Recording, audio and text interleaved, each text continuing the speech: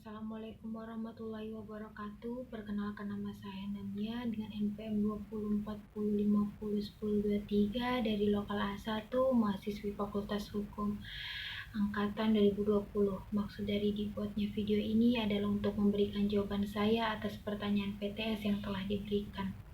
Undang-Undang Nomor 11 Tahun 2020 tentang Cipta Kerja telah resmi diundangkan, namun terdapat dampak pada undang-undang lain, yaitu Undang-Undang Nomor 32 Tahun 2009 tentang perlindungan dan pengelolaan lingkungan hidup. Karena lahirnya Undang-Undang Cipta Kerja, terdapat perubahan dan penghapusan di Undang-Undang 32 Tahun 2009.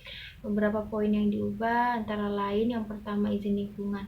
Pasal 40 Undang-Undang Perlindungan dan Pengelolaan Lingkungan Hidup, izin lingkungan merupakan persyaratan untuk memperoleh izin usaha dan kegiatan.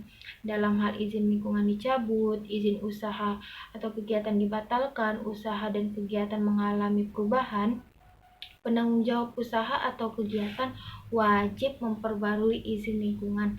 Sementara dalam pasal 40 di Undang-Undang Cipta Kerja ini telah dihapus. Yang kedua, pelibatan penyusunan AMDAL. Pada Undang-Undang Cipta Kerja, penyusunan dokumen AMDAL hanya melibatkan masyarakat yang terdampak. Sementara pada Undang-Undang Perlindungan dan Pengelolaan Lingkungan Hidup sebelumnya dilibatkan juga pemerhati lingkungan, sebagaimana telah diatur dalam pasal 26 Undang-Undang PPLH, yaitu dokumen AMDAL sebagaimana dimaksud dalam pasal 22 disusun oleh Pemrakarsa dengan melibatkan masyarakat sebagaimana dimaksud pada ayat 1 meliputi A. yang terkena dampak, B. pemerhati lingkungan hidup, yang C. yang terpengaruh atas segala bentuk keputusan dalam proses AMDAL. Masyarakat sebagaimana dimaksud pada ayat 1 dapat mengajukan keberatan terhadap dokumen AMDAL.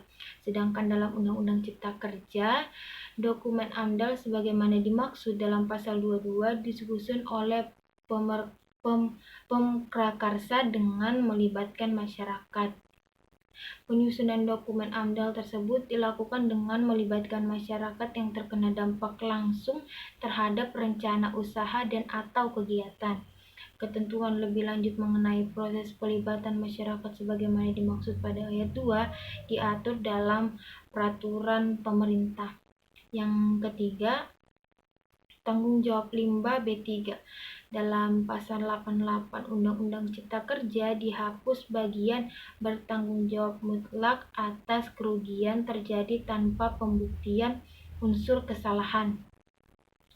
Sedangkan pasal 88 Undang-Undang Perlindungan dan Pengelolaan Lingkungan Hidup, setiap orang yang tindakannya, usahanya, dan atau kegiatannya menggunakan B3, menghasilkan dan atau mengelola limbah B3, dan atau yang menimbulkan ancaman serius terhadap lingkungan hidup, bertanggung jawab mutlak atas kerugian yang terjadi tanpa perlu pembuktian unsur kesalahan. Sedangkan Undang-Undang Cipta Kerja pasal 88, setiap orang yang tindakannya, usahanya, dan atau kegiatannya menggunakan B3, menghasilkan dan atau mengelola limbah B3, dan atau yang menimbulkan ancaman serius terhadap lingkungan hidup, bertanggung jawab mutlak atas kerugian yang terjadi dari usaha dan atau kegiatannya. Yang keempat, pembekuan atau pencabutan izin. Pasal yang mengatur soal pembekuan dan pencabutan izin lingkungan dihapus di Undang-Undang Cipta Kerja Omnibus Law. Pasal 79 Undang-Undang Perlindungan dan Pengelolaan Lingkungan Hidup, pengenaan sanksi administratif berupa pembekuan atau pencabutan izin lingkungan sebagaimana dimaksud dalam pasal 76 ayat 2 huruf C dan huruf D dilakukan apabila penanggung jawab usaha dan atau kegiatan tidak melaksanakan paksaan pemerintah, sedangkan pasal 79 dihapus di Undang-Undang Cipta Kerja.